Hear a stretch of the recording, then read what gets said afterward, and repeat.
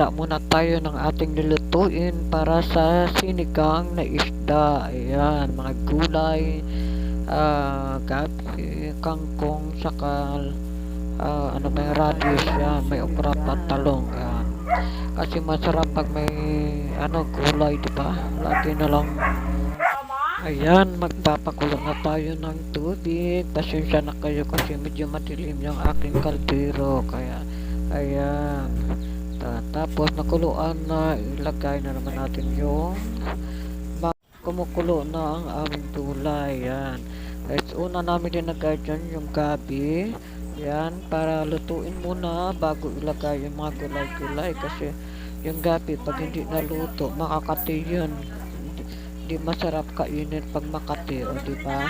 Kaya, ayan, habang nagluluto, ayan, ihahalo na namin yung mga gulay-gulay. Manugang ko yung nagluto. Nandyan lang ako sa tabi.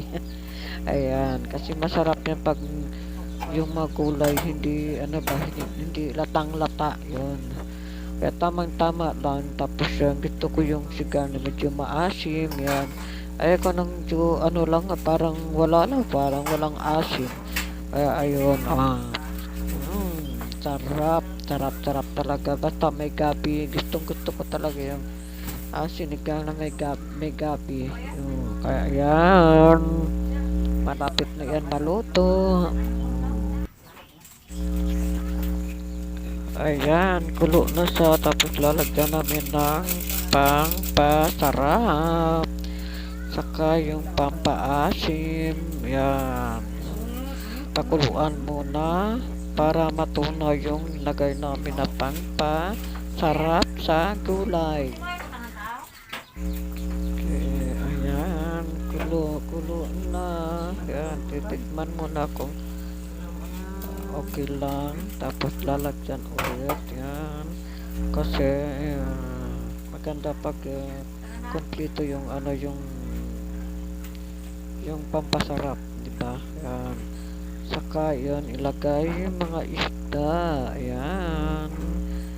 Kasi pag inuna mo yung isda, yan, tawag yan sa Tagalog, yung madunot. Hindi ko alam sa Tagalog yan. Yan, para iyan sabay-sabay sila maluto. Kasi mas masarap pag tamang-tama lang yung luto ng isda tsaka yung gulay. Diba? Kasi pag nuna mo yan, wala na. Puro tinik na lang. Yan. Ayan, kinuhaan ko ng ilaw para siya kasi madilim, hindi makikita. Kaya ayan, mas maganda pag mayroong ilaw. Yan, diba kitang kita sa camera.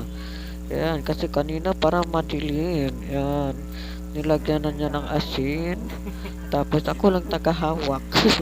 Ako taga-video, ako tagahawak ng ilaw. Yan, yung aking manugang nagluluto. Yan, tapos titikman na. Konting tiis na lang at maluluto na, makakain na tayo. Yan, sarap-sarap, takam talaga ako dyan. Yan, kasi gusto ko yung medyo maasim-asim na sinigang. Yan, yummy.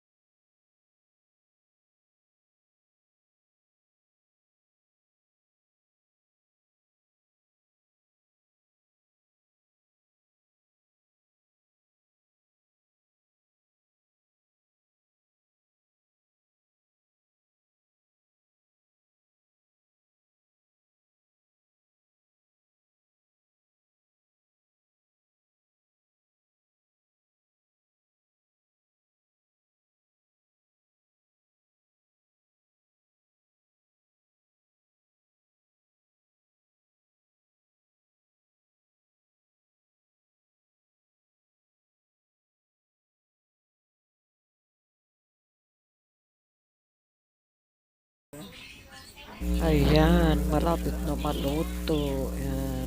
Isang kulo lang yan. Tapos na kasi pangit naman pag sobrang lanta yung ano yung gulay, di ba?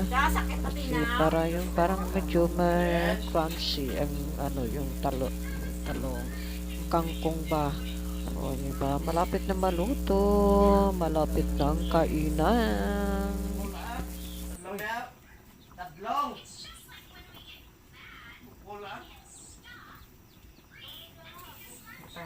Yan, sige, halo-halo pa hanggang mahihilo na yung kangkong. Ayan, malapit na. Ayan, pakulo-kulo mo na yan. Nilagyan na ng pampaasin. Yan. Ayan, madami yan kasi sabi ko, ubusin lang yan para masarap. Yan. O, di ba? Masarap kasi pag medyo maasim. Ayan. Tapos maya titikman na yan. At saka, yan, kung tagtembot na lang, luto na ang aming sinigang na isda. O, diba? Yan ang aming hapunan ngayon. Yan. Isang bangus at saka isang isda na hindi ko alam kung anong pangalan yun. Basta masarap niya. Masarap yung ano yung bangus. Mas masarap sana yung sigang yung shrimp. Kaso nga lang, baka ma-allergy ako ba kasi na-allergy ako dati sa tahong kaya takot ako kumain ng marami. Pwede ng konti pero pag marami hindi na, kaya dito na lang ako sa isda. Yan, yummy. Yan, luto na ang aming ulam. Dinner time na. Ayan, thank you so much for watching. Yummy.